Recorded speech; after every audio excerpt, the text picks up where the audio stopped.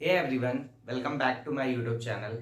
आज हम पढ़ेंगे टर्मिनोलॉजीज ऑफ कैंसर, यानी कि इसमें हम कुछ छोटे छोटे टर्म्स जो होते हैं कैंसर से रिलेटेड उसका मतलब समझेंगे। तो आइए शुरू करते हैं। पहला है ट्यूमर। ट्यूमर क्या होता है? एबनॉर्मल ग्रोथ, यानी कि जो नॉर्मल ग्रोथ होती है उससे ज़्यादा अगर ग्रोथ हो जाती है टिश्यूज़ की तो उसे हम ट्यूमर। दूसरा है हमारा नियोप्लाज्म। नियो मतलब न्यू, न्यू से न्यू याद रखना, न्यू ग्रोथ ऑफ टिश्यूज, यानी कि जब कोई नई ग्रोथ हो जाए टिश्यूज की तो उसे हम नियोप्लाज्म बोलते हैं। अब ये दोनों ट्यूमर और नियोप्लाज्म दोनों ही इट मे बी बिनाइन और मैलिग्नेंट। चलिए बिनाइन और मैलिग्नेंट ट्यूमर क्या होते हैं ये समझते हैं। बिनाइन ट्यूमर, बिनाइन ट्यूमर में क्या होता है? Growth that are encapsulated. Encapsulated मतलब एक कैप्सूल के अंदर जो ग्रोथ होती है वो बंद होती है, ठीक।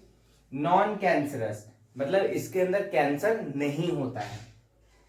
एंड डज नॉट स्प्रेड, यानी कि ये फैलते नहीं है। यानी बिनाइन ट्यूमर क्या है कि ये एनकैप्सुलेटेड होते हैं, यानी कि कैप्सूल के अंदर इसकी ग्रोथ होती है, ये नॉन कैंसरस होता है और ये स्प्रेड नहीं करता है दूसरे ऑर्गन्स में या दूसरे टिश्यूज में। और मैलिग्नेंट ट्यूमर क्या होता है? मैलिग्नेंट ट्यूमर में क्या होता है? जो ग्रोथ होती है वो एनकैप्सुलेटेड नहीं होती, यानी कि वो कैप्सूल के अंदर बंद नहीं होती, ग्रोथ खुली हुई होती है और ये कैंसरस होता है क्योंकि ये स्प्रेड करता है दूसरे ऑर्गन्स में, ठीक है। यानी मैलिग्नेंट ट्यूमर क्या होता है? ये एनकैप्सुलेटेड नहीं होता है और ये कैंसरस होता है क्योंकि ये फैलता है एक से दूसरे ऑर्गन के अंदर, क्योंकि ये कैप्सुलेटेड नहीं है तो ये फैलेगा। फिफ्थ पॉइंट है हमारा मेटास्टेसिस। मेटास्टेसिस का मतलब क्या होता है? Transfer from one organ to another organ. यही जो हमारा मैलिग्नेंट ट्यूमर है ये क्या होता है? एक ऑर्गन से दूसरे ऑर्गन में जब ट्रांसफर होता है उस प्रोसेस को बोलते हैं मेटास्टेसिस। चलिए फिर इसके आगे हम देखते हैं कार्सिनोमा। कार्सिनोमा क्या होता है? Tumour of epithelial cell. अगर कोई ट्यूमर हो जाता है एपिथेलियल सेल्स के अंदर, जैसे कि स्किन में, जीआईटी में, लंग्स के अंदर, यूरेथ्रा, ब्रेस्ट, ये सब के कोई भी एपिथेलियल टिश्यू में अगर कैंसर होता है तो उसे हम कार्सिनोमा बोलते हैं। और कार्सिनोमा इन साइटू क्या होता है? कार्सिनोमा इन साइटू का मतलब है कि जैसे आपको पता होगा, अगर आपने स्ट्रक्चर ऑफ एपिथेलियल सेल अच्छे से पढ़ा होगा, कि उसके अंदर एक बेसमेंट मेम्ब्रेन प्रेजेंट होती है। अगर कोई कैंसर सिर्फ बेसमेंट मेम्ब्रेन के ऊपर की तरफ अफेक्ट करता है तो उसे हम कार्सिनोमा इन साइटू बोलते हैं। अगर वो बेसमेंट मेम्ब्रेन को भी अफेक्ट कर देगा तो उसे हम कार्सिनोमा बोलेंगे, ठीक है, सिंपली कार्सिनोमा बोलेंगे। थर्ड है हमारा सार्कोमा। सार्कोमा यानी कि neoplasm that originate from connective tissue. अगर कोई कनेक्टिव टिश्यू से अगर कोई न्यूप्लाज्म, न्यूप्लाज्म भी मैंने बताया कि कोई अगर न्यू ग्रोथ होती है सेल्स में तो उसे हम सार्कोमा बोलेंगे। अगर कनेक्टिव टिश्यू से, जैसे कि बोन, मसल,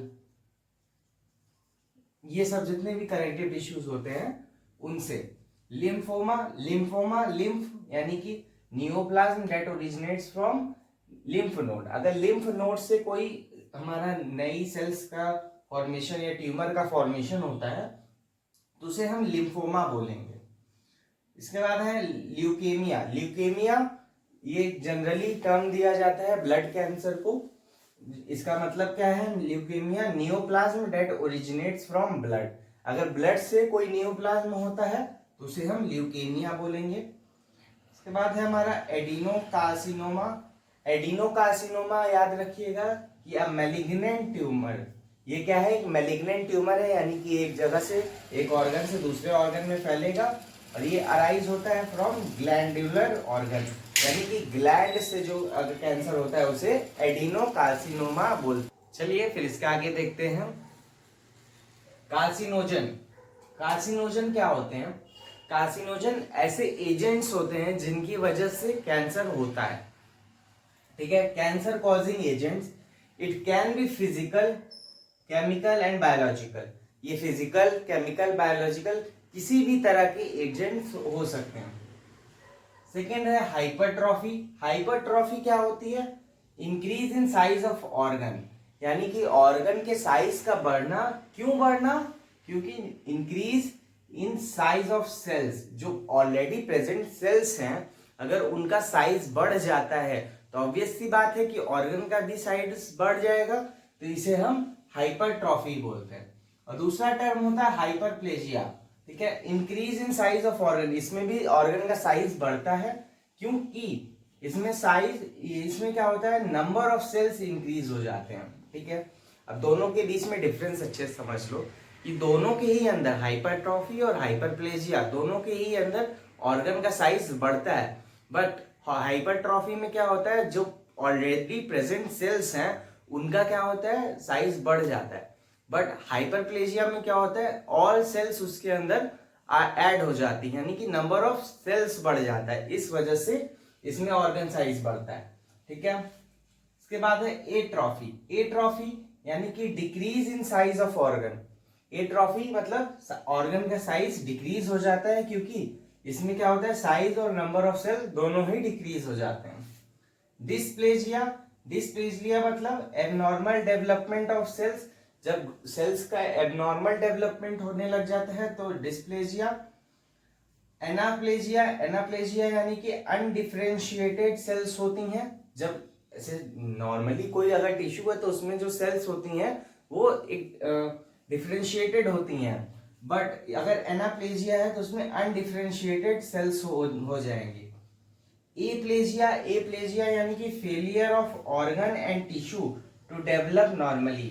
एप्लेजिया का मतलब क्या होता है कि ऑर्गन और टिश्यूज जो होंगे नॉर्मली डेवलप नहीं हो पाएंगे। तो यहाँ तक हमने देखा टर्मिनोलॉजीज ऑफ कैंसर। अगर आपको ये वीडियो अच्छी लगी हो तो लाइक करिए, शेयर करिए, सब्सक्राइब करिए चैनल को, ताकि आपको लेटेस्ट अपडेट्स मिलती रहे। Thank you for watching.